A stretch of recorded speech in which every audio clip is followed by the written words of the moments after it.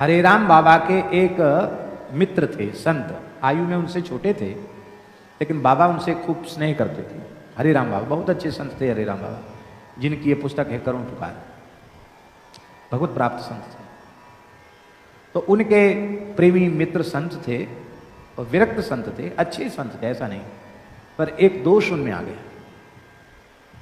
दोष ये आ गया कि वे कुछ स्त्रियों के चक्कर में फंस गए। और स्त्रियों का चक्कर तो ऐसा होता ही है। संत मलुकदास जी महाराज ने अपनी साखी में कहा है, नारी घोटी अमल की, अमली सब संसार, कोई एक साधु ऐसा ना मिला जो संग उतरा हो पार। इनका कुसंग करके भवसागर से पार उतर गए, उनको ऐसा कोई फकीर नहीं मिला, ऐसा कोई साधु नहीं मिला। स्त्रियों की निंदा नहीं है, पर स्त्री मात्र साधक को यदि भगवान की प्राप्ति करनी है तो पुरुष मात्र के आकर्षण से अपने को बचाना होगा। पुरुष मात्र साधक को यदि भगवान की ओर बढ़ना है तो स्त्री मात्र के आकर्षण से अपने को बचाना पड़ेगा। यदि ऐसी सावधानी वह नहीं रखेगा, चाहे स्त्री हो पुरुष हो, तो भगवान की ओर बढ़ नहीं सकता है।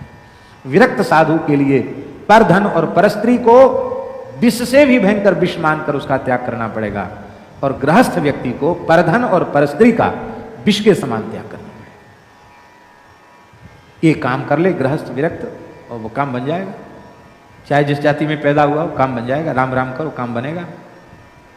आज ही तो स्वामी जी बोल रहे थे सुबेरे प्रार्थना में, बिगड़ी जन्म अनेक की अब ही सुधरे आज, होए राम को नाम जपू तुलसी तजी कुसमाज।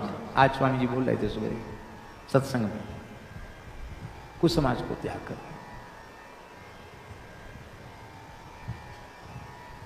इसलिए मेरी प्रार्थना है, भगवान ने कृपा करके मनुष्य बनाया है, इससे बहुत सावधान रहो। ये भगवान की भक्ति जो है ना, ये केवल प्रदर्शन की वस्तु नहीं है।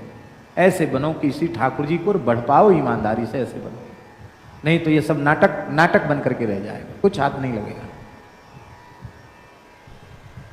तो वो थोड़े से मार्ग से गड़बड़ाए तो बाबा ने उनको सावधान किया, लेकिन दोष तो दोष होता है, पर वो अपने आप को बचा नहीं पाए।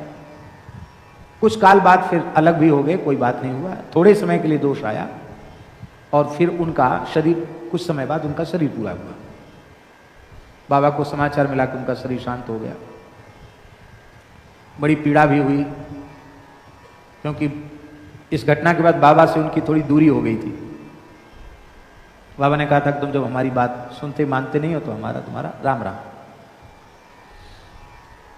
तो एक दिन बाबा भगवान की सेवा कर रहे थे, सत्य घटना है ये।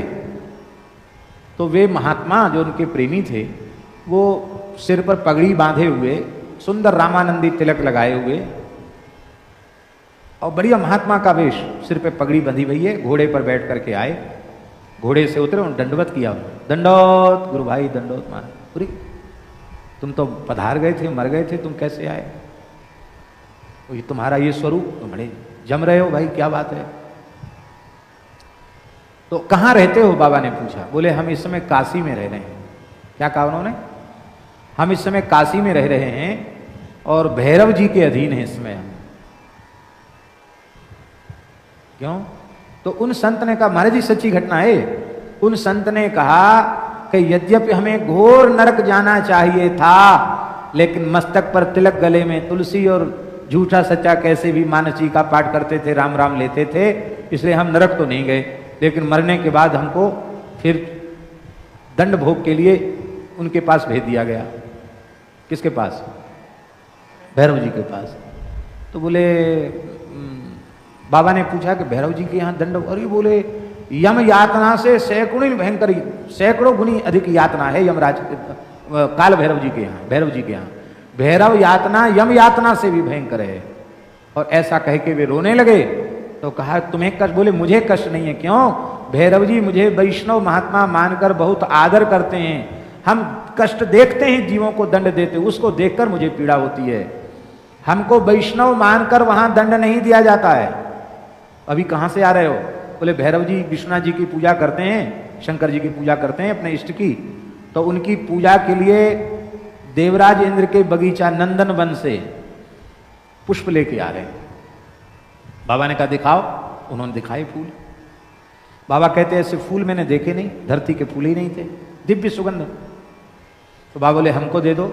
हम ठाकुर जी को बोले नहीं नहीं नहीं, उनकी आज्ञा का हम उल्लंघन नहीं कर सकते, उनको देंगे, उनसे पूछ कर दे सकते, उनसे बिना पूछे नहीं दे सकते। और बोले अब समय हो गया, हम जा रहे हैं, तो हमारे पास क्यों आए? बोले अब मुझे जहाँ पहुँचना है उस ठिकाने पे पहुँचाओ, मैं श्री सीताराम जी के चरण कमलों को प्राप्त करना चाहता हूँ। बाबा ने कहा कैसे, उपाय बताओ। बोले काशी में 1 वर्ष तक वैष्णव ब्राह्मण 1 वर्ष तक प्रत्येक एकादशी का व्रत करें, मेरे निमित्त कीर्तन करें और द्वादशी को उनका पारायण कराया जाए। इस तरह से 1 वर्ष का अनुष्ठान हो मेरे लिए, और फिर 1 वर्ष के बाद एकादशी का विधिवत उद्यापन हो और उसका पुण्य मुझे अर्पित किया जाए, तो मैं भैरव यातना से मुक्त होकर नित्य साकेत प्राप्त कर लूंगा। बाबा बोले हम तो फक्कड़ हैं, पैसा छूते नहीं, पैसा रखते नहीं। बोले आप चाह लोगे तो सब व्यवस्था जुट जाएगी, आप हमारा उद्धार करो। तो बाबा ने आकर महाराज जी को सुनाया, महाराज जी ने उस पैसे की व्यवस्था की, और वहाँ उनके कुछ परिचित सेवक थे काशी में, ब्राह्मण देवता थे, चतुर्वेदी वकील साहब, उनके यहाँ गए तो वकील साहब बोले हम सहायता करेंगे, उनके शिष्य ही थे। तो उन्होंने फिर 10-12 वैष्णव ब्राह्मण मिले जो वैष्णवी दीक्षा से युक्त थे, वैष्णवता युक्त थे, उनको बुला करके पूरे वर्ष भर एकादशी कराई, कीर्तन कराया, द्वादशी को पारण कराते, दक्षिणा देते, और फिर उद्यापन जब हुआ तो बाबा ने कह दिया था कि देखो भाई ऐसे हम नहीं मानेंगे, तुम जब जाना तो हमको अनुभव करा के जाना कि हम साकेत जा रहे हैं, हम देखना चाहते हैं तुम्हारी सदगति को। बोले ठीक है। तो महाराज जी सत्य घटना है, काशी में उद्यापन हो रहा था और रामार्चन भी था। बोले उनके निमित्त रामार्चन, उद्यापन हुआ, रामार्चन हुआ, और जैसे ही ठाकुर जी की पुष्पांजलि हुई, चरणामृत प्रसाद दिया गया कि बाबा की वाणी से हमने सुना। बाबा कहते मैंने आंखों से देखा हमारे वो प्रेमी संत शरीर पर दिव्य पीतांबर सुशोभित हो रहा है, 12 तिलक हरी हरी और सुगंधित पुष्पों की माला से वे अलंकृत हो गए, पुष्पों से सजा हुआ पुष्पक विमान है, उसमें वो आए सामने इस रूप में, दंडवत किया और बोले कि अब हम श्री सीताराम जी के चरणों में जा रहे हैं। बाबा कहते मैंने अपनी आंखों से उनको विमान में बैठकर भगवत धाम जाते हुए देखा। तो बाबा कहते थे बच्चा जीते जी समझ में भले ही ना आवे, मरने के बाद भी समझ में आएगा कि तिलक लगाने की महिमा क्या है, तुलसी बांधने की महिमा क्या है। ये है। बोलो भक्तवत्सल भगवान की जय।